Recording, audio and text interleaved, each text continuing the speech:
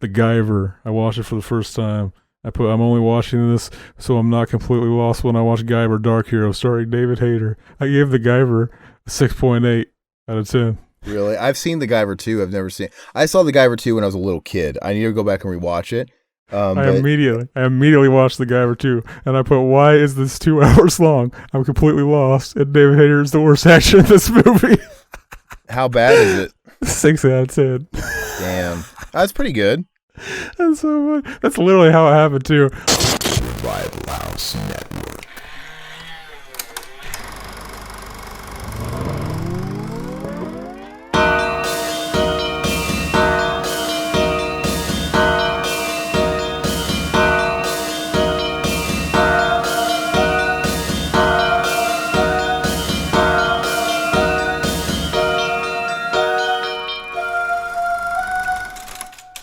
What's up, everybody? It is a new episode of Enema. The time has come. You thought we were gone. You thought wrong. Because we're back. We're bringing them Kino fucking hits. We got this pure Kino. Look at that. Starring the oldest looking, 12-year-old I've ever seen in my life. It is completely misleading. You think this is going to be a heartbreaking story about some old guy, someone having a three-quarter life crisis, but no, you're wrong. It's about a child having a life crisis that's incredibly depressing. Exactly. Cayman Sea. We are doing it on the show. I should probably say the actual title because people could be stopping for the first time on this video and not get my humor. Why do you say Cayman Sea? That's not what it's called. That's stupid. They could be searching it, yeah. Did he misspeak? Why would you misspeak on purpose? Fucking, yeah. I had this and I was looking at it. I was like, fucking, I didn't know Willem Dafoe was in a fucking war film. I'm excited. Separate side note, though, that has to be intentional to make him look old. Right? That's, because he looks old. It's a metaphor. It's a fucking metaphor. Okay. He's lived many years. He's it's a lived meta so 5. much. It's a meta 5. It's a metaphile. Metaphile. Anyway, so like I said, it's been a while since we've done this. Let's take a few moments to kind of do what we normally do. We'll just shoot the breeze, see what's up. I don't think a lot of you guys have seen Zach a lot lately at all. I mean, you see me just about on a weekly basis, at least with Todd or whatever. And then we're going to talk about what we've been seeing, what we've been watching, all that good stuff. But really quick, what's been new with you, Zach? People were asking about you because on our streams they were like, "Hey, we haven't seen Zach in a while. Is he okay? What's going on? You gonna do anything with Zach?" I was in a fucking mental asylum for at least 2 weeks. Fucking the thing is fucking it's not a happy-go-lucky. I'm actually pretty fucking angry that our boy Todd he's basically coming in my fucking cereal bowl. He's getting his cum all up in my cereal bowl. You dig? Fucking, I'm showing up. Fucking, I'm going to grab my favorite mug to pour a drink in, and he's got fucking cum in it already. And I'm like, fucking, you ain't coming in my shit. You ain't coming in my shit. But no, fucking, I started the schools again. Fucking, it's eating up a lot of the time. Yeah. So, and really quick, as far as what's new with me, you might notice I'm on a B rig here. This is not my normal office. I am having lots of issues. Everybody's probably noticed too on our stream shows on the week with Todd. I got this new interface, and then I also downloaded Windows 11 on that PC, and just the two of those together, they just have caused catastrophe. So it's like my audio interface, which is, it's running my monitors, it's running my microphone, it's running everything. It's not playing nice with a bunch of stuff, whether it's my video card, it's this. There's a whole laundry list of stuff when I do the diagnostic. So I'm slowly trying to whittle away and figure out what the hell is going on. So this is actually my my homemade sound booth I made. So it's pretty cool. I'm standing up right now. I feel like if I like doing this in here, I could always just keep doing it in here, but I think I need to get me a stool that I can sit on. That's tall enough. You're literally standing up. You have a stand-up desk right now. I want a desk that I could stand up whenever I want to. Yeah, I've got 3 stand-up desks, but no, I want to. I don't know. It's fine. Cinema usually doesn't go too long or anything like that, but so I'll deal. But anyway, so this actually works great. I like the setup in here. It's really cool. I just don't have my nicer camera in here. I'm kind of using my old camera, but it gets the job done, I guess. So. You can call fucking all our episodes too long. That's the Puppet Master, because you call our episodes the Puppet Master because they always run too long. See, I formulated that joke live on the show. I also want to say too, if you guys have been keeping up, I mentioned this on the streams with Todd, so it may or may not be redundant, but we've been trying to do this particular Cinema Enema for a long time now, and the biggest holdup the last couple of months was me doing my short film, which I, got all filmed and in the can weekend before last. I mean, obviously now I got to deal with post-production, which is going to be a whole nother probably fucking 8 months of my life, but I got what I hopefully is the hardest part done, so. Channing Tatum, my boy made a film. Made a film. Fucking, yeah. We're going to fucking do that shit. We got to do it on our show. We got to review our own movie. We'll do it. Yeah, that'd be funny. The director reviews it. It might have to be a Patreon exclusive at first, because I don't know if it should be out. I don't know how it works because I want to get it out to festivals and stuff like that. So, but no, it's a short film, but it won't be like a super short film. It'll, I'll probably have to make a few different cuts, to meet the demands of certain festivals.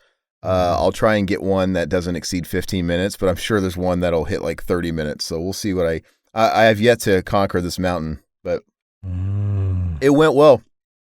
I had told to me by my more experienced peers that everything that can go wrong would go wrong, and everything would go terribly. And as soon as you were done filming it, you'd be fucking hating what you did because nothing turned out the way you thought it was, and you'd be embarrassed and you'd want to crawl in a hole and die. And then maybe a year would pass, and then you'd look back on it and be like, I guess it wasn't that bad, They took me through all this like emotional stuff, and it turned out great. I don't know what they were fucking talking about. Maybe I just got lucky. So everything we did turned out exactly, I would say 95% of what we filmed was exactly like it was in my head, like exactly like it was on my boards.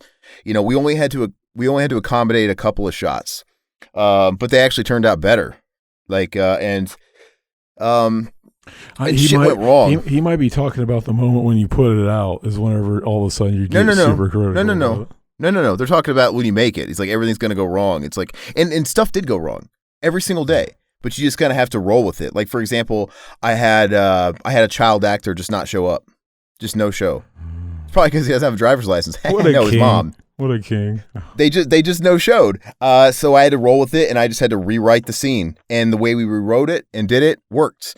But you just have to, you kind of get used to it, because I was dealing with this in pre-production too, where you would lose an actor. They'd bail on you. During the shoot, there's 2 actors that called and bailed the night before. So I had to rush and find new people. I had to find like a new AC, all kinds of shit happened. But you kind of get used to it, and you just roll with it, and you make it happen. So this is like one of those trauma behind the fucking scenes documentaries. Fucking Lloyd Kaufman's is trying to make his film, and all the shit's going wrong, but he gets it done anyway. No, but but from what I've learned is this is normal with every production, even like big dollar productions. It's like shit just goes wrong on a daily basis, and that's why you're there as a director, and that's also why you have a line producer and all these different people. They're there to solve problems as they come, and you just get used to it. Yeah, it could have went fucking shitty, but it didn't, and we got a lot of really cool footage, and now we have to make sure it turns out good in the editing room. But I do know that normally a lot of times movies are getting fixed in the editing room. Like, there's shit from the get-go and everything's going wrong. I had no problems with actors. Like, none of it was actors. I got so blessed, dude. The actors we got were just champions, kings and queens. They were so good. Any problems that we had was all technical and lighting issues and all that got worked out. So I don't think we're going to be in a situation where we have to sort of polish a turd in the editing room, because that. You've watched movies where you can tell, oh, this is one of those movies that was kind of salvaged into something digestible in the editing room.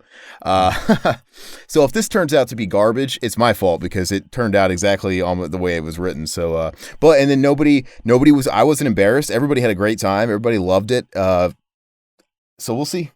But anyway, yeah, we'll do something with that later on. Good. I didn't realize you got fucking Kevin James into the King of Queens you mentioned. That's fucking the King of Queens. Yeah, man. I sat here trying to I don't want to fuck up this joke. I don't want to say Rick James by accident because it's so me. That's so me. Hey, but I will say this. I already had respect for filmmakers before. I already understood kind of the big picture on how hard it is to make a film. Because the truth is, it's extremely easy to watch a movie, and it's even easier to critique a movie.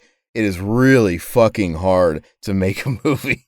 So I already kind of had an understanding of that, like just looking through the lens of some of my friends that do it. Because it's like you watch a movie and it comes off the wrong way. You got to give the benefit of the doubt that they probably didn't want it to turn out this way either. There's all kinds of things that could have happened along the way, because it literally takes a perfect storm, or at least a good enough storm for everything to really come together. You lose one crucial piece and it just turns into a shit show. So I kind of had an understanding of that before. I really have an understanding of that now, because I know this is just a short film, but dude, it was a really ambitious short film. And that's why I was getting all these people on board to do it and negotiating like reduced rates. And some people donated their time. Some people I had to pay out the ass. But everybody was excited to do it and invest their time, especially if they were being kind to me, because it was very ambitious. And it was hard. Like we filmed an ungodly amount of shit in 4 days. And these were all 16 to 18 to 19-hour days. Like everybody was like, it wasn't union, because we were breaking all kinds of laws if we were. And it was very hard. And this probably should have, if we were playing by the rules, not to exceed 8 hours, you can go over a couple and pay overtime. This should have been done in like 6 to 8 days. So we did a lot in a very relatively small amount of time.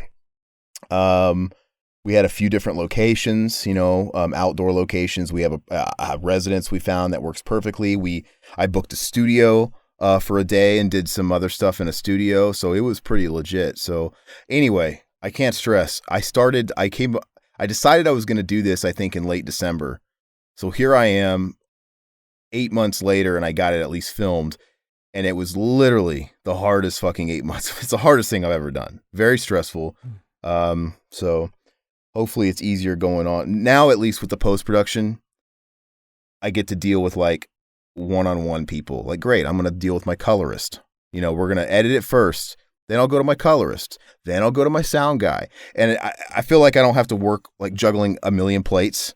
I feel like I can just be one-on-one in post, and I have more time, and I can work with people directly one at a time, because that's the hardest part, is just juggling so many fucking plates and people dropping out, and you fucking losing this guy, and then you got to move this guy, and you got to do this. And so yeah, fun fact, I never had any gray or white hairs ever.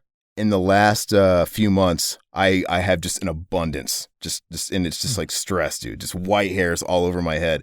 And my buddy Randall, he's like, yeah, man, that's filmmaking. He's like, it's gonna kill you quick, but you'll like your outcomes. Like, what? Like, I don't want to die, because it's like super stressful, man. Anyway, but part of that too is, I bet you it would be a little bit less stressful. People could say what they want, like, oh, it's always stressful, no matter the budget. Fuck that, man, dude. If I had more money, it would make everything easier, because half the headache was dealing with a limited budget and working with people on these budgets. So I guess when you're dealing with like a studio that's providing all that money, it causes a massive headache. That's probably true, but I wish I could just have a lot of money myself and not have to deal with the middleman. But if I had a lot of fucking money, yeah, that shit would have been easy, man. But anyway. Oh yeah, fucking. I wish I knew what it was like to make a film. I couldn't even chime in. I would just be talking out my ass. I got lucky because I surrounded myself with a lot of people that really knew what they were doing. That's another reason why it didn't go terribly, because I got real lucky with the cast, which I can take pride in. I casted everybody that ended up getting hired, so I made that call right. But like, I wasn't working with rookies. I was working with professional people, and I had a lot of people help carry me basically and help it really function as a unit, because a lot of it's like I never directed a film before, so I really had to collaborate with my DP and get his advice, and just I could tell him what I would like to see, and he would help me out and tell me, hey, what's feasible, what's not, and what are some alternatives, or even get his suggestions. I had a great assistant director that really helped me, and these are guys like my production manager and my assistant director. They've worked on big Netflix series and stuff like that out of Mexico City. I decided to get in bed with some people out of Mexico City, and some really big like telenovelas, that shit you see, but pro stuff. So it's like these people knew what they were talking about, and I couldn't have did it without them. So we'll see how it turns out. Anyway. Fucking Kano. I've always we gotta talk about what we've been watching though, right? Exactly. What have you been watching, baby? Well, it's been a long time since we've done Cinema Enema, so I can't go back and really get everything. Like for example, on Letterboxd, your history activity tab, it expires after a month. So I'm just gonna have to kind of go off the last month. Hopefully, unless I remember something on the fly. But I watched this really bad Hulu movie called Boss Level. It's one of those like direct to Redbox like Mel Gibson fucking movies. God, it was so bad. It was so bad. Like, man. why do I even torture myself? It was like thinking, a video game. I was thinking we should do fucking a double feature episode someday where we do Passion of the Christ and Last Temptation of Christ. Oh, I saw the Passion 2, aka Epstein Island movie. What's it called? The Passion 2? There's a Passion 2? What's that movie with Jim Caviezel? The one that everybody was like going, the right. Okay. Sound of Freedom. Sound of Freedom. Yeah. So I'm glad you brought up Passion of the Christ because it made me think of that because that's not going to be on here because it's expired. But yeah, I saw Sound of Freedom and it was, the message is great, but it's like and you feel it in your heart after you watched it, but you have to remind yourself, and I did too, like, hey, I can't let the way I feel cloud. I got to still rate this as a film. And it was okay. It was a 6 out of 10. It was fine. It's totally worth a watch. But it wasn't like the movie itself wasn't crafted to match the subject matter. It wasn't quite on an even plane. And with that said, it hits you out of the gate with like the hard stuff, like the kids and stuff like that, right out of the gate. And the first like 10 minutes, man, it was a little hard to watch. But the thing is you become so numb to it by, you're halfway through the movie and like it's not hitting you the same anymore. And then you just kind of start seeing it for what it is. And it's like a Taken movie, it's just kind of, so, it's okay. But fucking, did Ben Shapiro make it? He made bootleg fucking Die Hard in a school shooting movie. And now this one, fucking bootleg Taken. Wait. This isn't by the same guy that made that. What? Fucking, I don't know. Fucking, I was hoping it was. Wait, who's that guy? Yeah, who starred in that? Who's the actor that starred in that shooter movie, that school shooting thing? I don't know who starred in it, but fucking, I remember Ben Shapiro made it. He's the guy that's always like talking about Ben Shapiro made that, really? That one movie? He produced it or something. Oh, I don't know. This has nothing to do with Ben Shapiro. Ben Shapiro. It was totally fine. Like, you could watch it. I liked it, but just, another one I watched. Are we going back and forth, or are we just going to, like, each take our turns, and how you want to do this? Whichever.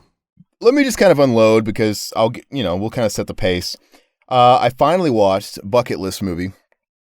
One of those, like, classics that I should have watched years ago, and I never did for some reason.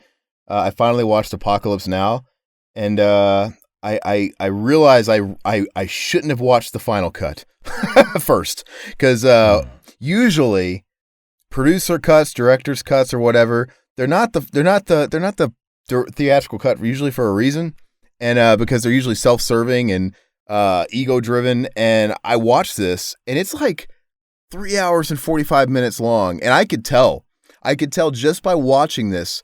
I knew what they cut out in the director's cut. You ever watch movies like that where it's like, oh, okay, I know why this is not the mass consumed cut. That like, extended version of Deep Red, baby. That extended version of Deep Red. You like the Deep Red, or you don't like it? No, fucking, you could tell like all of a sudden it's not even in English anymore. So like in Apocalypse, I know Apocalypse Now is already long. It's like 3 hours like normally, but there's this whole scene in Apocalypse Now in this cut where the boat, Martin Sheen and his cronies, they take a detour and they end up on like some retreat, some island where there's a bunch of French people. And I don't know if you've seen that version or not. And it goes on for like what feels like 30 minutes, and it does not. I'm like, as soon as and it stops. It just stops the movie dead in your tracks. It's like, what the fuck is this? And as soon as I watched that, I'm like, well, this is not in the original. I guarantee you, this is some bullshit that hit the cutting room floor immediately. Hot take. What? This movie's shit. I remember one scene from this movie. No. So I'm not gonna say shit. I just don't remember anything about it. I want to give it credit. I really should have watched the intended cut of the movie. I just, because I tried. Maybe there's more that was cut out of it, but I know for a fact it's like, well, I know at least we didn't have all this French island bullshit that happened. So I was trying to like, okay, what if this movie didn't have that? It's probably better. It was weird. I think I was really generous because I still gave it a 7 because it's gorgeous to look at. It is. The cinematography is beautiful. The actors are awesome. And the end is really cool when they get to like fucking Epstein Colt Island and you have Marlon Brando in it for like just like 15 minutes and he's acting all fucking based and you have Dennis Hopper as the crazy, like that's cool. It kind of makes you wish you spent more time on that crazy ass island. And I do know that I did read in they killed a boar or something. Yeah, I know, there's definitely some of that. And then they I know that I think in the original cut, the theatrical cut, there's even less Marlon Brando in that whole thing. So it'd be interesting. One of these days I'll go back and I'll watch that version just to see how it flows better. But yeah, it was too good looking and too well shot and well made for me not to give it less than a 7. I felt like it was kind of a crime not to. It was too gay looking. Way too long, man, that cut. So big mistake. As a rule, I like to usually watch the theatrical versions first. I knew I was making a mistake. I'm like, because sometimes you get lucky. Sometimes you get like stop sucking his dick. This movie's so gay. What's it called? Well, I don't know if I got lucky with Blade Runner because I feel like the best version of Blade Runner is an amalgamation of all of them. Like there's like that doesn't exist. The best cut of Blade Runner is the theatrical trailer because it's the shortest. Yeah, there's a cut out there of Blade Runner that obviously doesn't exist because I would take little things about all of them and then make my own cut. But anyway, I'm shitting on classic cinema that people love. I love that. It's so I watched this fucking Jason Bateman comedy called Bad Words. It was all right. It was just comedy drivel. Watership Down. You ever seen that animated movie? That classic animated movie from I think the 70s. I haven't. It's a Criterion. Like it was like it provided a huge social commentary. It stars these rabbits that are basically leaving their home because there's big corporations coming to destroy their forests and stuff like that. It's one of those types of movies. But it was all right. It was a 6 out of 10. I watched Guardians of the Galaxy 3 for some reason. It was fine. Those are the best of all the Marvel movies, so they're definitely fine. I watched, this one might get me some hate. When our boy William Friedkin died, it made me want to revisit the filmography. Like, okay, what's one Friedkin movie I haven't seen? And I had never seen Sorcerer. I watched Sorcerer, man. And I was kind of waiting for it to get amazing because like everybody talks about how good Sorcerer is and how great it is. And for me, I have to be honest, it was a 5 out of 10. Now there were moments where I was like, okay, maybe this justifies it being a 6 out of 10, but I just couldn't bring myself to do it. Like the whole bridge scene, like where they're driving the fucking Jeep across that rickety bridge in the storm and, you know, they got all that nitroglycerin or like, you know, the fucking TNT that's super unstable. Your hopes were too high. You had it. You know what I'm saying? Do you know that scene though? I've never seen it. You never seen it? I've never watched it. Never heard of it. Oh, okay. No, I guess you're not on here. Yeah, so it stars Roy Schneider, right? Jaws and all that stuff. And it's a cool premise. It's a cool concept. It's just, I don't know. It just missed the mark for me. But there is this one really cool scene where they're having to drive across the rickety bridge in South America in a Jeep with some fucking unstable nitroglycerin and in a storm and the bridge is breaking. It's like literally everything that can be going wrong is going wrong. And you got fucking nitroglycerin that it's like whatever. But the tension is real. Yeah, I hate it when it happens. But it was it's a dubbed classic, but it just okay for me, unfortunately. And I like Friedkin, man. So it's like I want to love his stuff, but I like me some freaking Friedkin, if you know what I mean. Yeah, I also watched I watched Men in Black 3 for the first time, and better than Men in Black 2. But it is better than Men in Black 2, but you know what? It is still a 6 out of 10 5 out of 10. I give it a 5 out of 10. It is really just okay. It's like, it's a movie you can watch as you're going to bed. I remember when I watched it, I was like, oh yeah, I remember them saying that they were making the script while they were filming the movie, and it shows. Yeah, it's weird. I don't know. It was just okay. And I don't even really like the first one. Doesn't really age well for me, to be honest with you. I love the first one. The first one's a 9 out of 10 at least. Really? 9 out of 10? I love the fucking first Was one. the third one directed by Barry Sonnenfeld? I was trying to figure that out, like, because it's like, did he actually direct this? Because it didn't feel like Men in Black 1. It didn't have the flavor that I don't Barry know who the fuck Sonnenfeld. that is, but if it was Jerry Seinfeld, I would have liked it more probably. Let me see. Okay, Barry Sonnenfeld did direct it. Barry Sonnenfeld directed Men in Black, and he also directed the Addams Family movies, right? He's got a certain, almost kind of like Tim Burton adjacent kind of stank to his films. Anyway, That's a good smell. That's a good smell. I watched the lady makes me watch. She likes watching Pixar bullshit and all that stuff, which I really can't stand. But I watched The Good Dinosaur, and that was That was 6 out of 10. I watched that new Adam Sandler Netflix movie, which should be a warning sign a million miles away, because Adam Sandler's putting out all these Netflix movies, and they are dog shit. They're bad. And then he like surprises you and does a movie like Uncut Gems. Then he's like, okay, I got to go back to fulfilling my Netflix contract obligations and pump out more of these fucking Hoobie Halloweens and all this weird ass movies.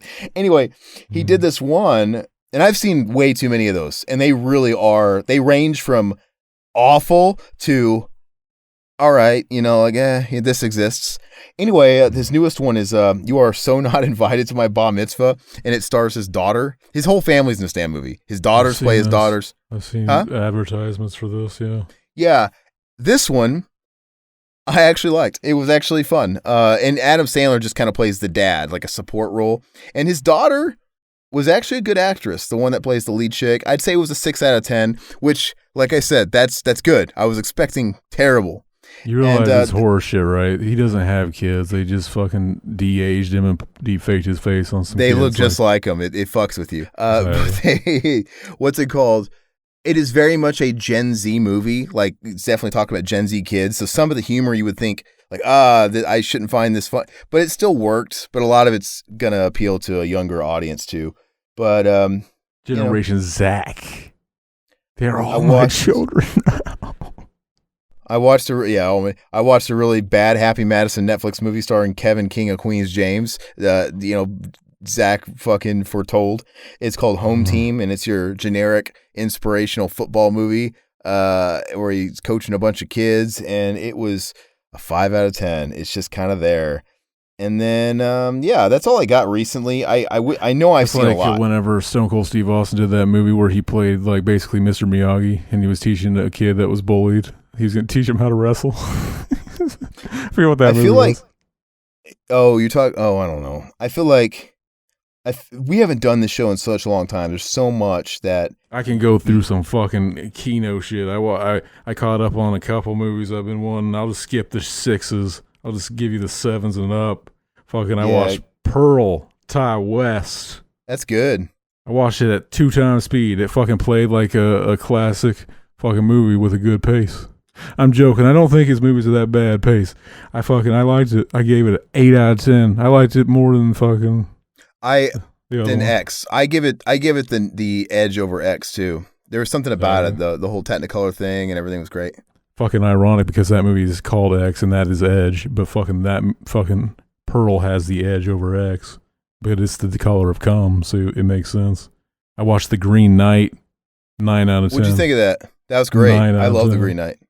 Fucking big really Kino. Good. Wasn't it? I don't know what. Let's talk about that movie for half a second. That to me, that's a good cinema enema. But would you give me like a quick little synopsis of it, like what you thought about a review?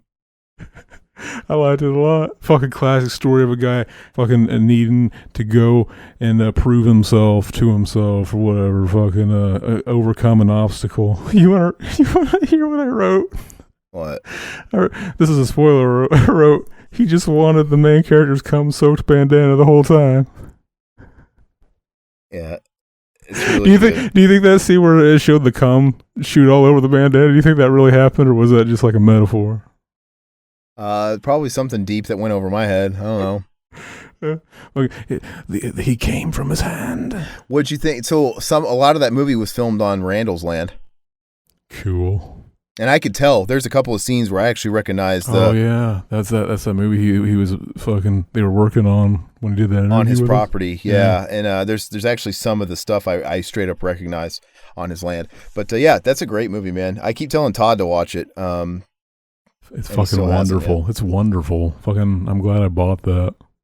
Yeah, I bought it on 4K too. I just kind of blind bought it because I wanted to see it when it was on in theaters.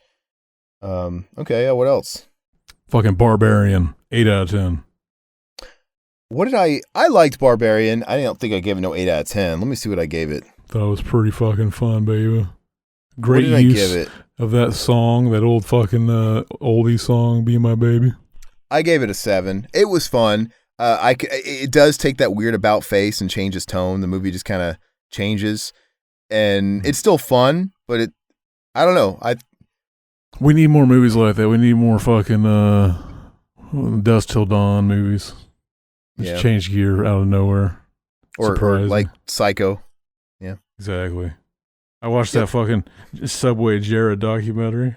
Oh no, of course you did. 8 out of 10. Where's that streaming? I forgot. I saw a lot of people were shitting on it, like, fucking, this is more about the fucking, fuck this. This isn't about him. This is about him.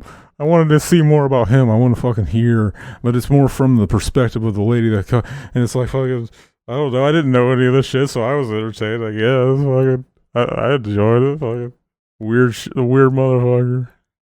Subway Jared. I feel bad that I called our boy who was on fucking the Korn Kane Gang episode. I feel bad after I watched Jared? that. I felt bad that I joked about him. Oh, Subway Jared. He was like backstepping that immediately. Like, no. I felt bad immediately that he's not as cum-pilled as you guys. He's not used to that like kind of humor. He Josh James is like that too. Remember, like when he was first starting to do stuff with us, and like some of that like dark web type of humor was going his way, and he was like quickly like, "Hey man, don't fucking say that shit." He just dodged it like Neo from the Matrix. Fucking Kino. Oh, I watched Beau is Afraid. Oh, I still haven't seen that. I was underwhelmed. Underwhelmed. I hear conflicting things about it. Fucking it did not need to be that long. It could have been cut. Like, there could have been at least 30 minutes cut out. It would have been better. Like, halfway through the movie, it just, like, fucking... There's, like, a weird intermission part that doesn't even need to be there at all. It's fucking weird. Probably, it's fucking deep, man. It's about this guy's Oedipus complex and shit. He wants to fuck his mom. Eventually, I'll watch it. Don't ruin it, though, because I know it's... Exactly. Yeah. Okay. What else? Watched Megan. I thought it was fun. We talked about it, kind of. Oh, did we already talk about that? We talked about it somewhere. Yeah, I thought it was fun, too. And we both agreed it's better than the fucking Chucky remake ripoff. That's just... It's what that should have been. It's what that should have been. Fucking... It was fun. The Northman. I still haven't seen that one yet. I have access to it. I just haven't watched it yet. What's your rating of that? Don't ruin it, because I got to watch it, but... I think I gave it the highest Robert Eggers rating so far. I gave it a 7. Oh, that's not like super high. I need to go back and watch The Witch. I want to like that movie. I want to say it's like at least a 7, but then I watched it again. It's like, man, the pacing just doesn't make me feel like it's a 7. I know Todd really likes The Northman. He also really liked the what's the one with Pattinson? I can't think of it. The Lighthouse, and of course The Witch. And The Witch was that's an interesting one. I don't think that's like amazing, but I watched it 2 times right after I watched it once, and then when I saw the ending and I realized you can't hear anything because it's like they're not using like local audio, obviously. I don't think they did any ADR. It doesn't sound like they did any ADR, and then like they're all mumbled with those accents. You literally miss everything the adults are saying, and it's just hard to understand their accents. Yeah, that was the thing. And they're mumbling, and you're just kind of going along for the ride. And then once you see the ending, you're like, "Fuck, what did I miss?" And so I literally played it back. I watched it in the theater. I watched it in the theater, and I was pissed because I was like, I should have just waited until it came on Blu-ray, and I could have watched with the subtitles on because I couldn't understand anything they were saying. Yeah, I watched it a second time with subtitles, and I kind of caught everything, and I pieced it, and I liked it better the second time around. It's a movie that really nails its ending, though. That's where it does really well. But it's the thing, like, fucking the whole time, I kind of saw that ending coming. I kind of thought, like, this is a horror movie. It didn't really shock me, though. It's just like, we kind of knew that was going to happen. The more of the twist would have been her not being the witch at that moment, in my mind. Fucking maybe I'm too Robert Eggers. I think it's just the way they executed it, the whole coven scene and everything else. It was really creepy. It was really well, I don't know. The most memorable scene of that movie is that scene where fucking the baby in the woods and this old woman with the baby, or it shows the baby, and fucking yeah. Is she like eating babies? Is that the thing? I don't remember. Fucking, it was just really terrifying. Fucking, what's she gonna do with that baby? It was just implied that she might be fucking doing crazy I shit. still think, and Todd needs to finally watch it, but I still think the kind of horror that The Witch was striving to do was outmatched, and it was done better. I don't remember which one came first, to be honest with you, but that fucking scene in the cave in The Wailing with that old man and the whole devil shit, to me, that was really bone-chilling. That scene in the fucking cave. Yeah, I remember that. We should do a fucking cinema of that sometime. I think we should do a cinema enema of that, and since we both seen it, I think we need to finally get Todd to watch it and invite Todd on for it.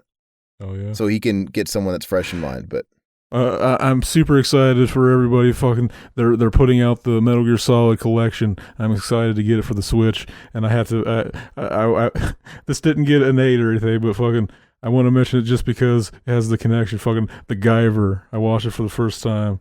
I'm only watching this so I'm not completely lost when I watch Guyver Dark Hero starring David Hayter. I gave the Guyver a 6.8 out of 10. Really? I've seen the Guyver 2. I've never seen. I saw the Guyver 2 when I was a little kid. I need to go back and rewatch it.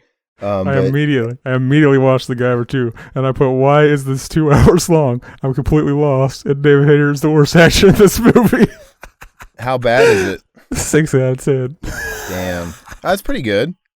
That's so funny. That's literally how it happened too. I watched the first one, just like all the expectations I had for the second one. It's like, this sucks compared to the first one. It's kind of like, that's happened a couple times where like the sequel is the one I want to watch, but I watched the first one first, and then I just I like the original. And the one I should have liked is just shit. Sucks when that happens. Makes you want to fucking kill somebody violently, as a lot of things do. Oh, speaking of which, I'll tell a story when you're done listing off your watches. I watched Lars Van Trier Kino. I watched Dogville 2003. Fucking basically, it's a story about a town who accepts some guy coming in. And fucking like they decide to trust him, and then like fucking they start getting super suspicious of each other, and fucking shit starts to break down. And it's all Kino because it's right there in the open, man. Like the entire movie stylized. They're on a stage the whole time. There's no walls, so all their houses are just out there in the open. There's nothing separating them. They're just all out there in the open. And it's like fucking, are there really walls around us, man? And it's just played. Nobody even notices, man. They just played straight. Fucking Kino. I gave it an 8 out of 10. I enjoyed it. Pretentious shit. Fucking Lars Van Trier. Fucker. I would.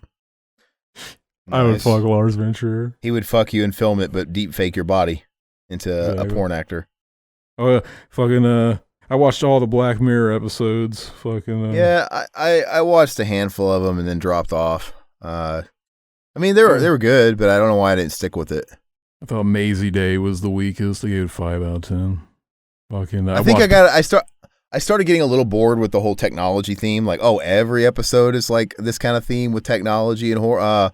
I think they should have like expanded their horizons a little bit, because I love the idea of like an anthology type show. But I watched Paddington too, and I watched it just because Nick Cage. Yeah. I got that on my list too. Was it as good as they let on, or no? 8 out of 10. Really? Did you watch it over Paddington 1? I've never even seen Paddington 1. I did. I think I gave them both an 8 out of 10. I feel like I got to watch those freaking movies now. So they're cute. Yeah. Well, the thing is the lady, she likes watching those cute movies, so sometimes I have to watch them. So I feel like I got to remember Paddington so I can watch it during one of those times to, watch that Dahmer series. Fucking, they're already switching the title of it. It came out, it was called like Dahmer Monster, the Jeffrey Dahmer story. It's like fucking, and then now it's like fucking, and now it's Monsters. It's like fucking, whatever. Fucking, I think it's because they want to serialize it. And I think they want to make it into like a series and be able to call the next one with Gacy or whatever it's going to be Monsters. Season 2, this time with Gacy. There's already a show called Monsters that was a fucking anthology series.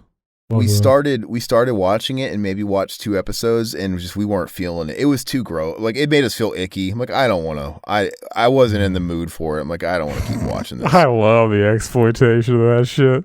I didn't give a fuck. And you know what's funny is it did. I felt that I was watching. I was like, this doesn't feel right.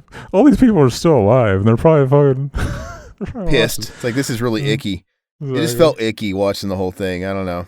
It is. It's like we're kind of making like a fucking big spectacle out of this guy that caused a lot of pain. Fucking, it's like, oh, he's so interesting though. Yeah, it's the flavor of the week, and Netflix basically has their whole model built on like people that are obsessed with serial killers and serial killer docs, and yeah, it's just a big money making machine at this point.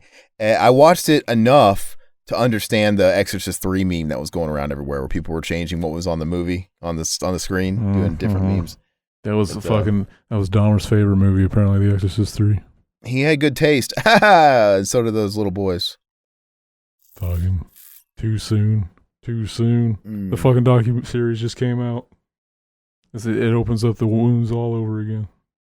It's so funny though, like a lot of those like real-time docs they do, or even the movies like the Bundy one, or like this one with Dahmer, they're like the big thing for like a week, and like people just, the streaming culture, man, people fucking purge that shit and they're over it. Once it's not trending anymore and it's the flavor of the week, it's done.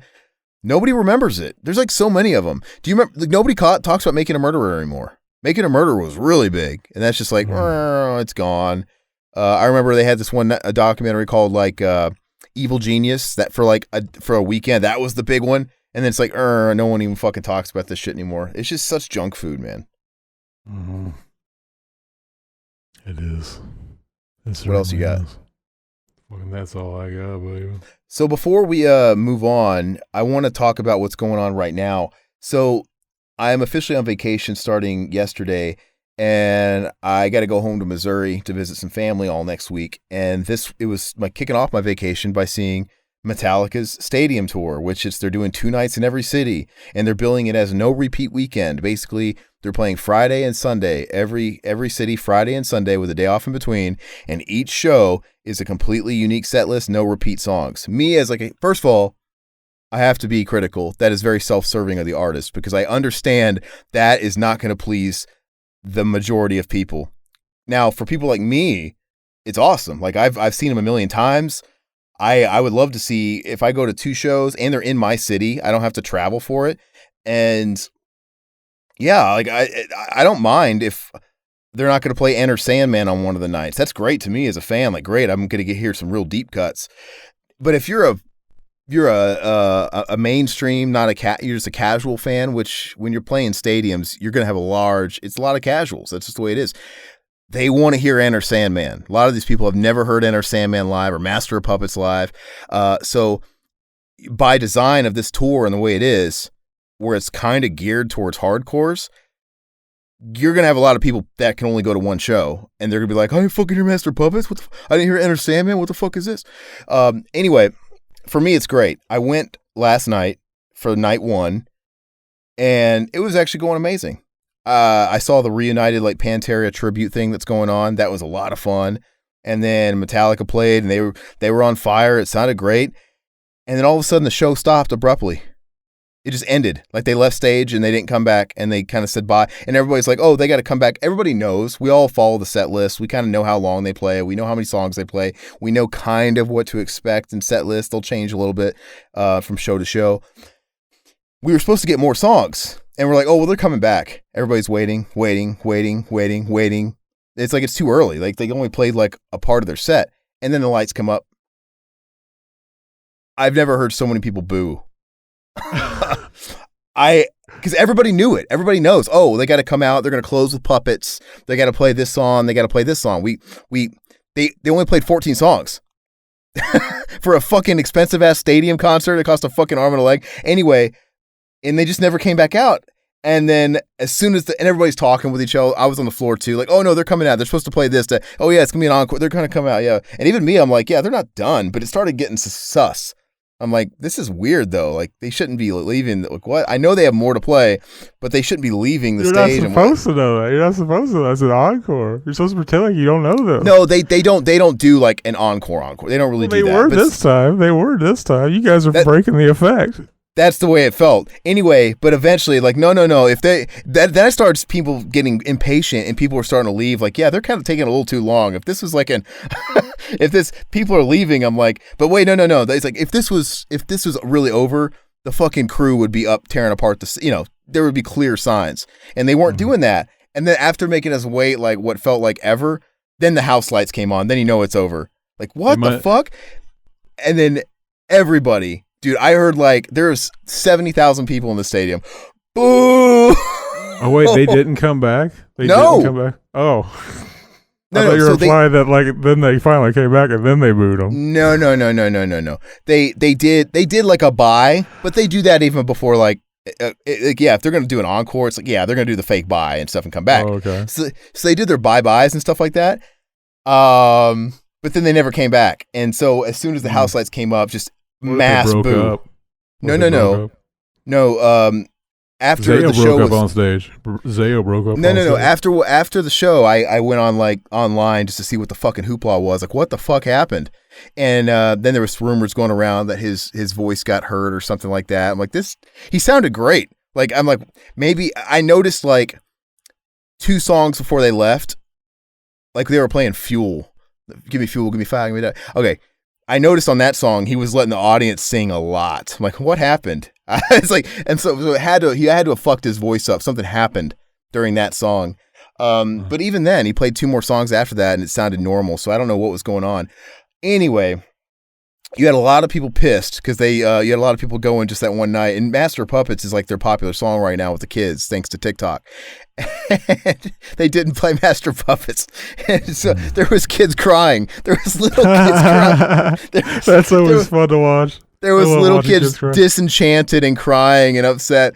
And somebody should make like a montage of kids crying and then put like the Eyes of the Angel fucking song over it. But when those house lights came up, I'm a hardcore fan and I died laughing as soon as I heard, because I'm on the floor and I'm hearing it all around me in the bowl. Boo! I was like, holy shit. I've never seen a sold out crowd boo the act. But anyway, so everybody went home. And yes, that was the rumor mill. I looked at the set list. I'm like, yeah, they only played this many songs. And people were saying it was his voice, but it didn't really add up to me because he sounded good. Well, my fears came true. Today, he announced he had COVID. That's what it was. I guess so. He was sick. Maybe his voice is okay, but he was feeling like ass. I thought maybe he had a herpes flare up and he got really fucking cautious about it. Fucking. He got. Oh my God. Did they see my face? Did they see my face? People were being detectives. They were noticing a lot of the crew and stuff had masks on, and they didn't have it in last week's LA show. And that the singer, like there was a lot of spread of COVID apparently at that show, and so everybody saw everybody with masks on at this show, and just even when like Lars addressed the audience at the end, he like wiped off the microphone. And talked to it. So it was like you had detectives like deducing it, like, I think somebody's sick. Sure enough, he posted a positive COVID test today, which means, what about my second concert tomorrow? Right? It got postponed, which this whole show was sold 2 nights, unique sets, and I wasn't gonna be pissy or moany about like getting a partial set because I don't need to hear Master Puppet. Whatever. It's I've seen him a million times, but now. They postponed the show tomorrow till next Saturday. I'm not going to be in town. I'm going to Missouri. And so I'm losing the whole reason why I went to this. I bought all this. This is expensive tickets. I paid for 2 unique sets, 2 shows, and now I got 1 fucking abbreviated tiny set that got kind of cut off early, and I don't get the second one. And it's easy for Metallica to go on socials and be like, reach out, because the stadium, they partner with SeatGeek. That's who you had to buy the tickets from. And they're like, go to reach out to SeatGeek for if you can't make the show for refunds. That's not how it works, man. SeatGeek's denying all refunds. So I work in a banking. I know all these terms. I deal with people all the time that complain about this bullshit. In order to get a refund from a ticket broker, they have to completely cancel the show. If they postpone it, nope, they're protected in their terms. It's up to you to resell your tickets. And which is kind of fucked because if you resell the tickets using their marketplace, you got to pay them a 10% fee. So they're really kind of making out. Anyway, I'm pissed because I get it. They have to do things that please the masses. But this whole tour is designed for people to travel to you because they're playing limited markets with multiple days to make it easier on them. They don't have to travel as much. So great. They postponed the show to next weekend. Some people were just going to that show. Can only go to 1 show. It's not that easy. Hey, we'll play next Saturday. Everybody wins. Like, no, people are here this weekend. They got hotels.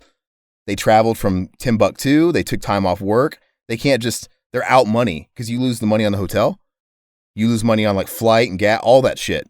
And I get it. He got COVID. You know, I'm not being like too harsh on them. But what I think they should do is, guys, you're never going to make everybody happy in this situation. But, and I get it. Maybe I'm just the guy that gets fucked in this situation. But I think you just either cancel the show outright so people can get refunds. All they have to do is cancel it and then everybody get their money back. Or if you're going to postpone it, give people more than less than a week.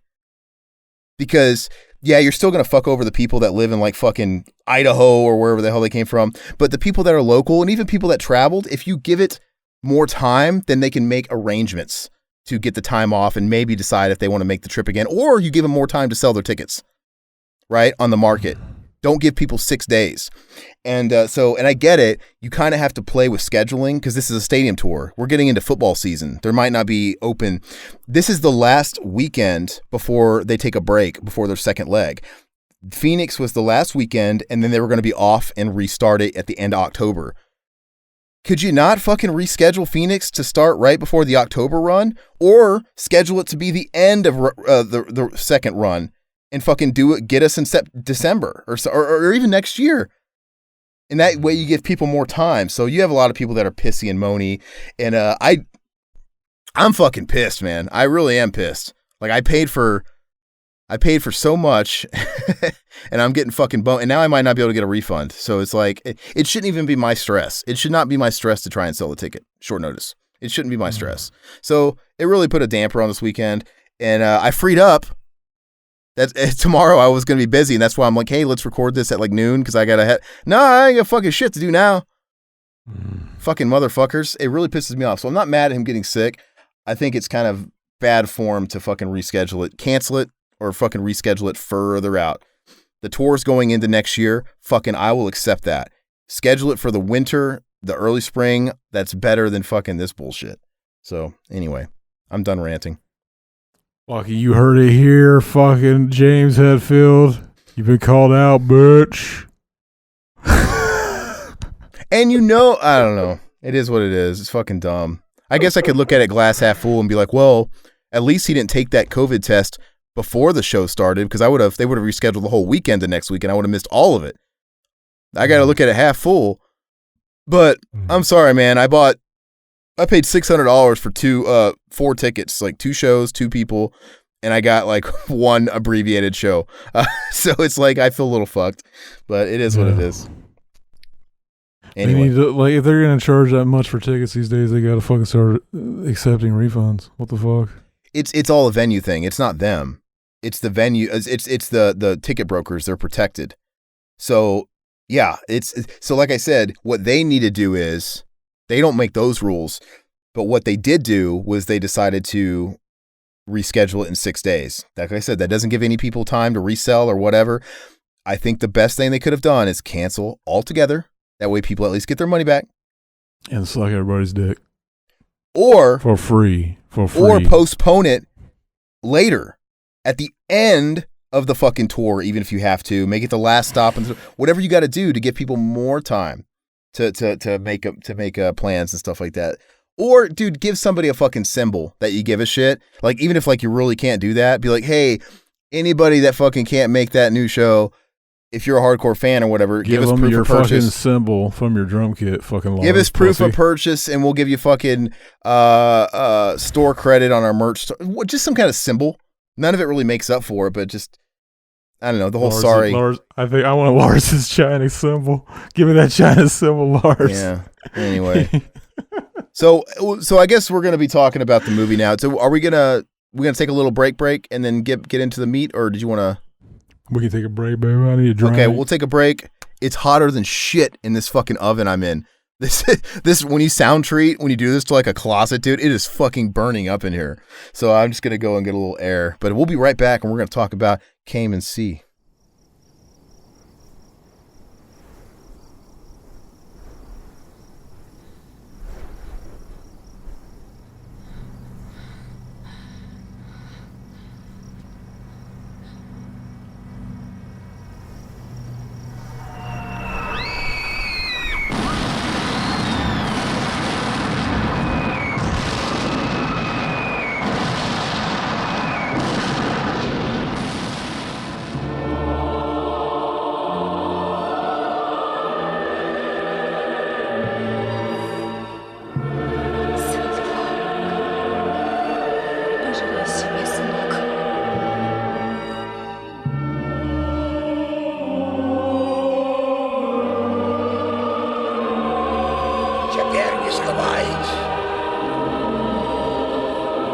Зачем поливать Лейзу? Это Саныч.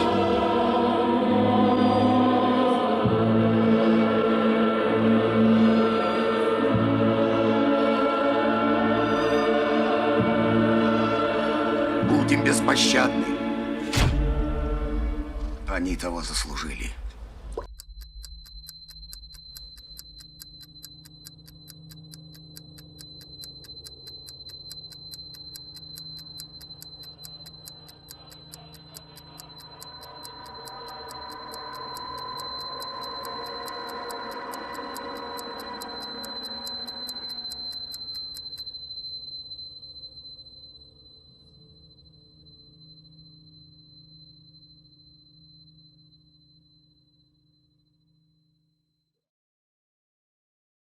All right, and we're back. We're here to talk some depression porn. If my weekend wasn't already bummer enough, we get to talk about this. I have to say, Zach, let's do it like we normally do. I'm going to put you in charge of going through the timeline of events. But I will say, not giving reviews of the movie yet. We'll save that for the end. I felt like a big old bag of shit after watching this movie. This movie really put me in a bad mood all day because it really just rained on my parade, man. I'm not saying whether that's a good or bad thing yet, but I'm just saying it really hit me in the fucking nuts. But these types of movies are very taxing. they're just you can't just watch them and go about your day. Not for me. And I guess that's a sign of an impactful movie. But go ahead and you start with your thing. Fucking, this is a movie that was always on my watch list. It was fucking, I've always heard great things about this movie. It had so much fucking hype to live up to. I got it, and fucking, I was like, man, someday I'm gonna watch this. And just for the longest time, it was one of those movies that I didn't watch because it's like fucking, I know it's really long. I know apparently it's hard to watch, and fucking, it's a war movie, which I'd never been a fan of anyway. I've never been a huge fan of war movies. I can fucking one hand tell you how many fucking... does Forrest Gump even count as... Partially. The other one is fucking the Kubrick one. Fucking Full Metal Jacket. Paths of Glory is one I was thinking. Fucking I need to watch Full Metal Jacket again. Fucking yeah, Cayman Sea. I finally watched it, and it's basically fucking... Exactly. It's a war movie, and fucking it's groundbreaking because fucking it's the main character is a child. Fucking, it was never done before. It's about World War II, baby. Fucking, I was thinking before we started, I want to write a movie about World War II and call it World War II Electric Boogaloo, and just fucking make it like totally fucking weird. Just like cast all kinds of like fucking weird people and like. You know, Tony Hawk. Oh my goodness! I said Tony Hawk, but I was thinking Chuck Norris, but I said Tony Hawk. Why did I do that? Fucking remember Chuck Norris Pro Skater? That shit was dang. Basically, yeah, this movie, it's depressing. Fucking, I remember like things like you know, they pulled a Cannibal Holocaust on this. Fucking, didn't they? That scene where he steps on a baby bird. Remember that? Something like that happened. Fucking, you know that shit was real. This was filmed in Russia. Fucking, Vladimir Putin was one of the guys who worked on this film. He was a producer or something. What? Yeah. Shut up. I don't think so. Pretty sure he was busy with the KGB at the time. Exactly. I'm basically a kid fucking on his Broke Report because it's been a long time since I watched this movie. It's been a couple. It's been like a month. It's been a month. I remember I liked it. It a lot. Oh my gosh. Weren't you like telling me like, be ready, baby. Get yourself ready, baby. I was saying that whenever I thought I still had a day to get prepared though. And then my plans fell through, and it was just like, I guess I can record it. I didn't even think about like fucking. I could have did it tomorrow. My plans freed up too, man. You fucking cursed me. I could have watched this again. I could have watched it on 2x speed. It starts off with him and I don't know if it's a sibling or like a friend. They're digging around on a beach, you know, because they heard there's like guns buried and shit like that, you know, because they're in the midst of war. And the kid is being portrayed as somebody that's like starstruck to it. He wants to join the cause. He wants to go to war. He wants to grow up. He wants to be a part of it. And then he goes home, and we're kind of introduced to his like twin sisters and his mom, and they kind of live in squalor. And all of a sudden, the cavalry comes in to recruit him, to basically take him. And that's, I guess that plays in part of to the artwork and him being old. Because doesn't it do that at the end too? It kind of does the artwork where it shows him looking really aged. It's like he was so just driven to grow up so fast and be a part of something, and it was really sobering. So they pull him in, and it's not exactly it's not flattering. It's not part of what he imagined, because he's just a fucking grunt. They're like making him fucking carry all the bullshit and making him, just the run to the litter. And it's not long after the beginning when he's like got his little platoon or whatever that they all get separated, because they tell him to hang back. There's some shit going on. They're like, no, you stay fucking back here. I don't know why. I can't remember why they told him to stay back. Like, what is there to protect? I don't remember. And that's where he's left with that one girl, remember? And that girl's acting all fucking weird. What was up with that girl, man? Like, were they gonna fuck, or what was going on? Fucking, they had a moment, like, they realized, like, they're supposed to hate each other, but, like, they're just kids, and they don't fucking really hate each other. Why would they hate each other? They have no reason to. They're just supposed to. They fucking have a moment where they both, like, fucking, they both get scared, and then they both laugh at the same time. Like, real fucking, very artfully done. Kino. Some Fox and the Hound bullshit. Anyway, they become under attack. It's just them in the woods. Then they start getting bombed on and all that shit, or just fire. And a shell goes off, and he like loses his hearing. And that's kind of part of the plot too. Is like throughout the story, he's not, he can't really hear very well, which is cool. That raises some tension for sure. But doesn't he end up regrouping? I can't remember. Does he at that point? I know he goes back home. He takes the girl. He's like, well, hey, look, we're under attack. Let's go to my house. We're not far from my house. We'll, we can hold up there. My mom will make us dinner. All that bullshit. Goes back to his house. Nobody's around. And it's funny because they allude to him realizing the situation, but he's just really in denial. Like, oh, they must have left. And the girl, who doesn't know them from Adam or Eve, is just like, you could tell she smells shit. She could tell, and it's this whole thing. There's that was scene really where well done. Yeah. After they leave, you see the bodies on the side of the house and whatever, and you could tell like he knows, or he's in denial and shit like that. And there's that scene where they're heading back, and they're like in the bog, and they're trying to, and she like just says, hey, your fucking parents, your family's dead, blah, blah, blah. Doesn't he like push her in, or like, what does he do to her out of anger? They fall on, they're in the fucking water shit. They're fucking trying to get out. It's like quicksand. Putting them down. But like that scene was really well done. Like fucking, like the long shot of it coming around and revealing the bodies in the town is like fucking, for some reason, it was kind of like around the time it revealed that was around the time I realized, like, fucking, oh, yeah, because he kind of does. It kind of lulls you in and makes you want to think, like, oh, it's all going to be okay.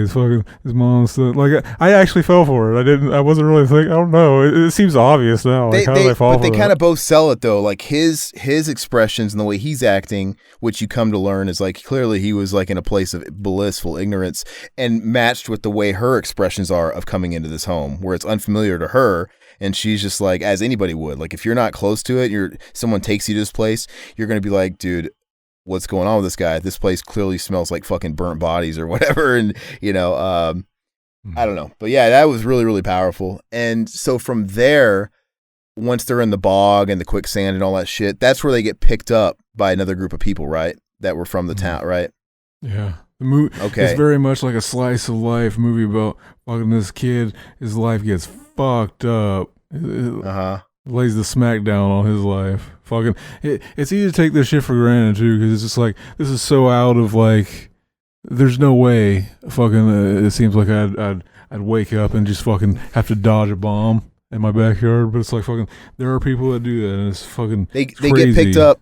So the people they get picked up at this point, I think it's insinuated they're from his village, right? They act like they know him and stuff like that. And anyway, they're all banding together, and then he goes off with another guy in that group because they need rations. They're hungry. And they go and they find this guy with farmland, and they try and basically stick him up, like, hey, give me your cows, I want the milk or whatever. And, he's just like, dude, it's every man for themselves, man. We're fucking hungry too. But they're doing what they got to do. And then there's so what is it? So I know they come under attack, and everybody dies except for him and the cow, right? Exactly. You know, and there's like that scene, isn't he? Like, That scene it where was pretty sad when he's trying to pick the cow back up or whatever, like the dead cow. It's just, you know, just clearly in just fucking denial. Like, I got to get this cow back. It was pretty heart wrenching. It recalls the scene earlier in the movie whenever the one guy told him to get inside the animals, and he cuts the fucking cow open and crawls inside of it, and then he gets hit by a semi or something. Well, and so he hides in the cow or behind the cow or whatever it is, and then a wagon comes by, and it's yet another guy, and you know, he pulls him in and basically says like, hey, look, you know, these guys are coming. They're you can have this name. Like, basically, this name's free. I don't know if those guys died or whatever, but you're this person. Just come with us. You know, we'll take care of you. Just play cool. And they end up taking him to whatever village he's from. And they're in the middle of fucking raiding this village, and it's the fucking SS coming through and leading everybody to their death, basically. And it was really creepy because they're basically just kind of sugarcoating everything. They're luring everybody in who's obviously really scared, but they're all like, hey, come on, you're all coming to live in Germany. Germany's a great place of prosperity, yada, yada, yada. And, you know, all these people don't know what to think. They're probably just like, all right, we'll go along with you because we don't want you to fucking hurt us. All right, let's go. And it was really fucking creepy to watch all these people just flooding with them willingly, and then the kid who'd seen hell in the last, I don't know, however many days, like, you guys are crazy, like, they're going to kill you, like, what are you guys doing? You know, watching all these kids and everybody just acting kind of like excited, or just kind of like, maybe they felt like they had to believe him. That's like, they had no choice but to believe him and just hope for the best. I don't know. You'd think there was enough of them. You think they could just fucking just all scatter. I don't know. If they would have realized what was coming, they probably would have went that route and just tried to run. But yeah, that's where we kind of get into the real thick of it, because they round up everybody, and it's crazy to think that this whole movie compiles like fucking. It was daunting because it's like fucking, this movie is so long. I barely remember the plot, and it's fucking. It seems like there should be so much more that happens, but it fucking all that shit it takes up, and it never feels slow or anything. Fucking the pace. I mean, I don't think we've missed a story beat. We're basically hitting it, and then it's like they round up all these people and they shove them in this barn, and you would think, oh, okay, this there's a lot of time to fill, but no, the last 45 minutes or so, it feels like they're just in this whole scene with the barn, it's riveting. Yeah. It's a long third act, and they round everybody else like cattle, and they put them in this barn.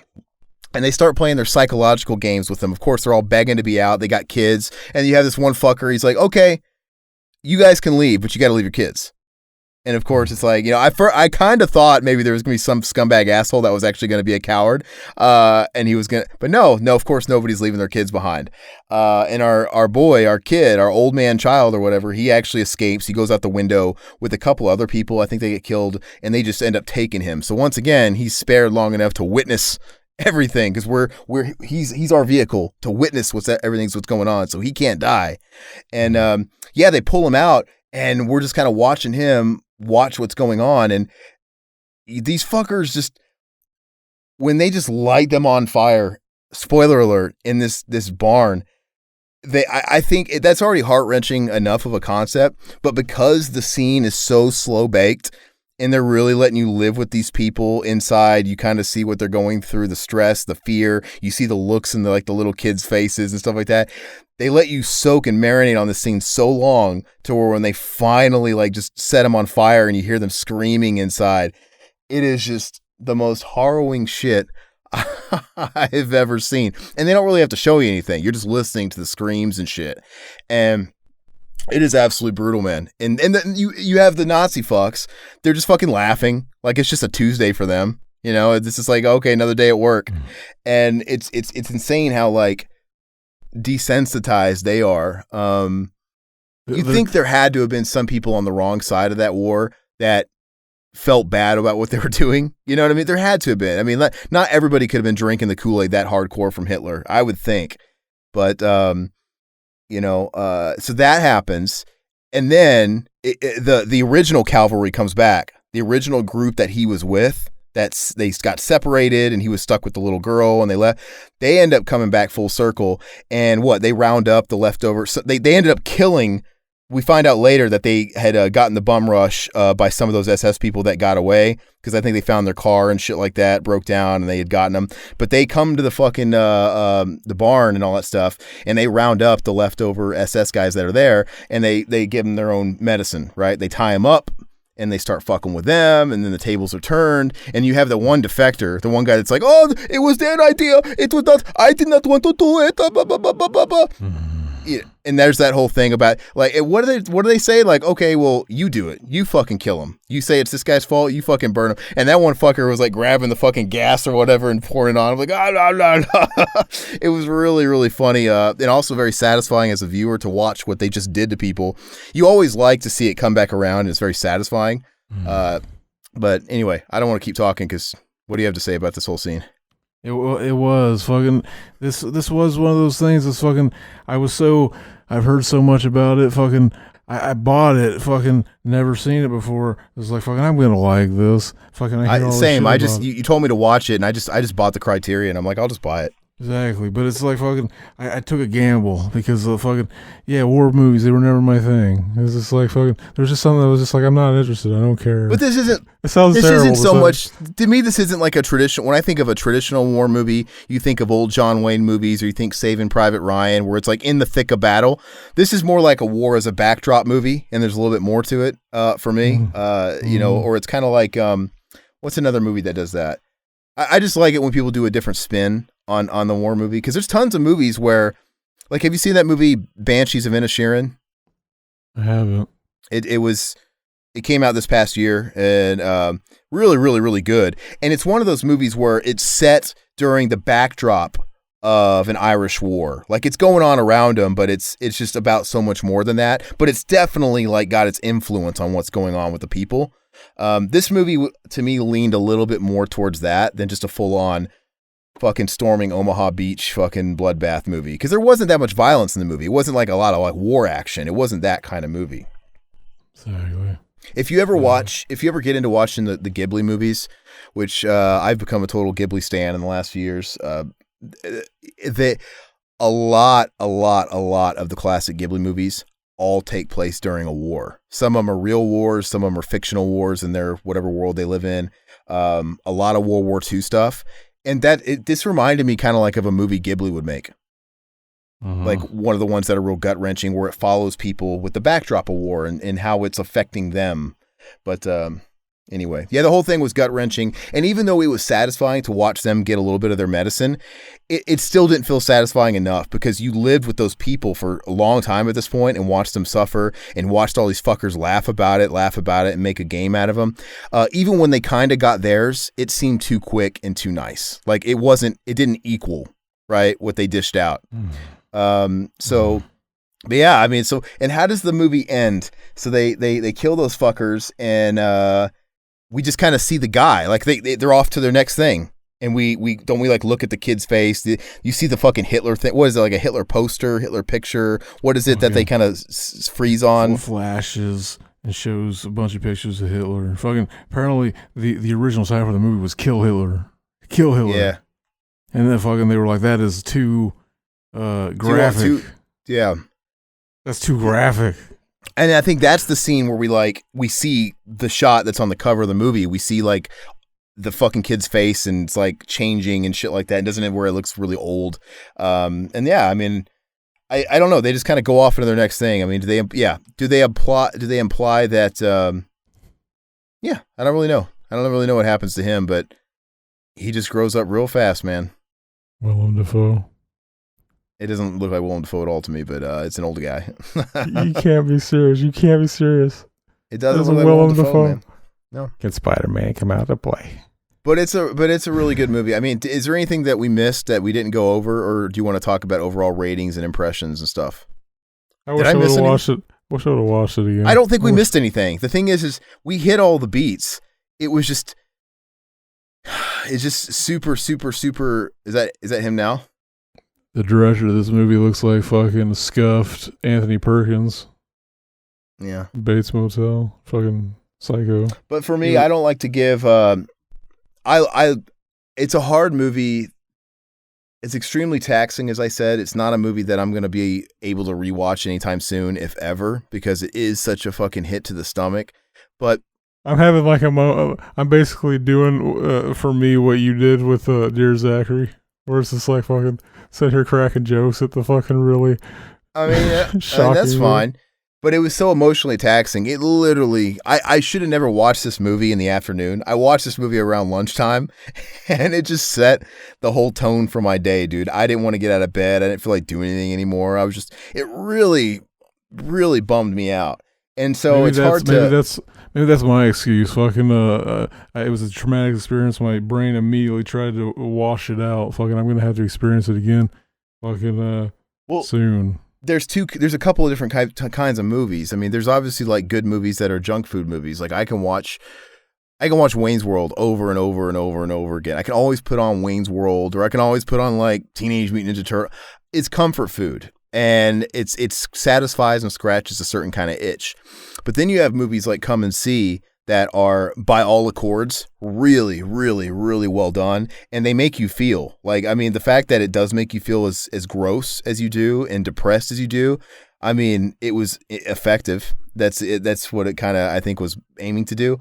But those types of movies, they're like, if Wayne's World is fucking McDonald's and you can eat it every single week, or it's candy and it's going to make you feel good in the moment, this movie is like a Thanksgiving feast, man. You can't fucking gorge yourself, but like once a year you kind of, and you're spent. And after you eat Thanksgiving and you fucking overeat like more than you ever would any other time, you make the excuse to do it because it's the holidays. You feel like you're gonna die. You feel like you're gonna die, and you're rolling around on your bed, and you just want to fucking sleep it off.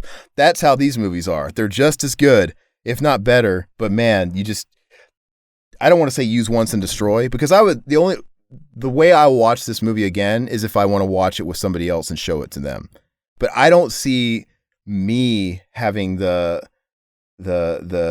urge to like put it on by myself and watch it again alone like I did this one. So, but it's great. I don't give movies 10 out of 10s on the first viewing out of a rule. I just don't. The most I can give a movie at first is a 9 out of 10, and then I kind of wait to see how time does, and then I'll adjust it. So I gave this a 9 out of 10. I thought it was a fucking great movie, and it made me feel. I was thinking about this fucking movie for a week after I saw it. And it was definitely probably the most powerful war-themed movie I've ever seen. Mm-hmm. Graveyard of the Fireflies. You really should watch that movie. It's animated. That movie too. That movie made me cry like a little fucking girl. But yeah. I think that's the one we did on Cinema Enema, didn't we? Was that an anime? Oh, did we actually do that though? We did, maybe. I think so. I don't think you actually did. You watch the movie? I think I did. I don't think. I think we did Perfect Blue. I know, and we were talking about Graveyard of the Fireflies. And I remember you had seen the movie called what, Life is Beautiful. Mm-hmm. And when I was describing Graveyard of the Fireflies, you're like, oh, it kind of sounds like a similar type of theme as that. And I don't think you ever watched it. But yeah. Anyway, so what's your overall rating and your impressions? Fucking, the thing is I watched this quite a while ago, and then I watched so many movies since then that I was just like I don't know if I could give the plot, because I was just like, do I remember the plot, or am I remembering a bunch of... I watched it a month ago at this point. I mean, when was it I watched it? I watched it a long ass time ago too. But I know we covered it. But like, do you not have an inkling as to what... You can't give it a rating is what you're saying? No, I do. I remember I liked it. I remember fucking... I was like, fucking, should I give it a 9? Fuck it, but I settled on an 8. I was like, fucking, I'm gonna watch it again and maybe go up to a 9. Yeah, so I'm a 9, and we'll see over time if it turns into a 10. I can't see anything wrong with the movie. I mean, like I said, the only difference between a 9 and 10 for me is very minuscule. Like it's still, I wouldn't change anything about it. I don't know, man. Like, how do you feel about movies like this? If you were a filmmaker, and let's say you were capable of making movies like this, and any kind of movie, you were capable of doing it really well, would you want to make movies like this, or would you rather make fun movies that you can watch that are a little bit more, you know what I mean? Like, what's a movie that you love, that you think is a great movie, but it's more comfort food, but you love it? Would you rather make movies like Bill and Ted 2? Bogus Journey. Yeah, would you rather make movies like Bill and Ted's Bogus Journey, or make movies like this? Or this, or Happiness? If I was thinking of the Happiness is not the same. This happiness is dark comedy. This is just fucking heavy. This is just really, really heavy stuff. It's great, but I can only imagine what it's like as a viewer. As a viewer, like I said, it's amazing. It takes you on a journey, but man, it's kind of a use once and destroy thing for a bit because it's so emotionally draining. I can only imagine what it would be like making a movie like this. I don't know. What would you have if you had a gun to your head, said, "Hey, look, your legacy can be making movies that make you feel great, like Bogus Journey or whatever stuff like that, or just total fucking shit that's gonna like win you Oscars and make you want to fucking kill yourself." Which they're both good. They're both good things, but like, which one would you surrender your life to? And you could only choose one. You can't give me some bullshit answer like, "Oh, I'd do both." You have you can have a career. That's literally my answer. I would do both. Why would I want to pick one? You get to make feel good movies like Bill and Ted 2, or you make movies like this that are great. When has that ever been the dichotomy given to directors? Like here's how it goes, though, kid. Here's how it goes. You can only once you pick one, you can't do anything else. If you had to, like literally, if you had to make one or the other, you had to, and that's all you could do. Would it not be just as emotionally taxing to make this like a come and see type movie? It would. Or like, what would you do? Seriously, I'd probably want to keep it. You get to make the next Bill and Ted 2. You get to make the next Bill and Ted 2 for the next generation to come. Underappreciated. I would probably pick Bill and Ted 2 at this point in my life. Oh yeah, Station. At this point in your life. At this point in my life. It's hard telling in another couple years. Station. Awesome. Well, oh, did I tell you? I didn't tell you I saw the Reeves live. I forgot to say that. You saw Dogtooth, or what's his band name? Dog Star. They were playing I almost called him Dog Bone. Dog Bone, Dogtooth. Dog Knot. Dog Knot. They should be called Dog Knot. Dick Knot. That is a great name. Dick Snot. Sounds like Slipknot. Oh yeah. Dick Snot. No, really quick. Yeah. So I saw them a few weeks back. They played a little small room in downtown Phoenix, like literally just a few hundred people, and it was very interesting, man. I saw Ted right in front of me, man. He was like 2 feet in front of me, just jamming out. You know. He's just playing that bass. He's just playing that bass, man. Playing that bass. Did he start doing some Les Claypool type shit? Not at all. But he was good. They were all very talented. It was very much 90s, like alternative sounding rock. They sounded fine. It's not really my cup of tea, but it was fine. And they only played an hour, which is kind of odd. But I don't know.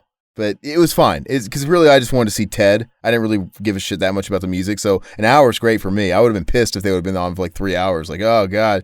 All right. But no, it was cool. It was interesting to see Ted in the flesh. So yeah, totally off topic. Give me Ted or give me head. Oh my God. You can just replace it. You give me head or give me Ted. I'll take either. I want to share with both of those. I'll wear them different days. So anyway, to get off the TED talk, that wraps up the Enema. So I get to choose the next episode. I have to really think about it. Hopefully, it doesn't take as long to get the second one out. But that's why I usually like to wait till fucking right before we record the episode to watch the movie. Okay. Well, yeah, we had a whole lot of holdups, and it was really because of me and all the stuff that I've been going through and stuff. But yeah, I'll think of the next film. I'll have to make it juicy. I don't know if it's going to be. I need a palate cleanse. I need a palate cleanse of a movie like this. I have a whole stack of like foreign movies. Like now you got me back into a foreign kick. I got a whole bunch of foreign stuff in my queue. So I don't know if I'll go easy on you and stay away from that or what. But anyway, thank you guys. All the same old stuff. Please support us. Please follow us. If you like the video, of course, like it. Help us out with the algos, man. Leave a comment, interact with it. I'm pretty convinced we're shadow banned at this point, so it's got to be grassroots from here on out. So help us out, man. Buy a shirt. Still waiting for Zach to cook up some VHS positive shirts. I think that's a moneymaker right there. Anyway, yeah, you can catch. I know Todd and I we're doing our Video Rot show every weekday. That is moved to Wednesday nights at 8 p.m. Central. Zach said he's got a Chariot episode coming with him and Mac. Lots of good stuff coming. And Mortal Kombat 1 comes out in September, so you're probably going to see a lot of live stuff from Mac. Mac's probably going to be playing that shit like all the time. Lots of cool stuff. But anyway, that's it. We got to go. Later. Adios. Bye. Fish it. All right. Bye. Jim Carrey does that in Dumb and Dumber.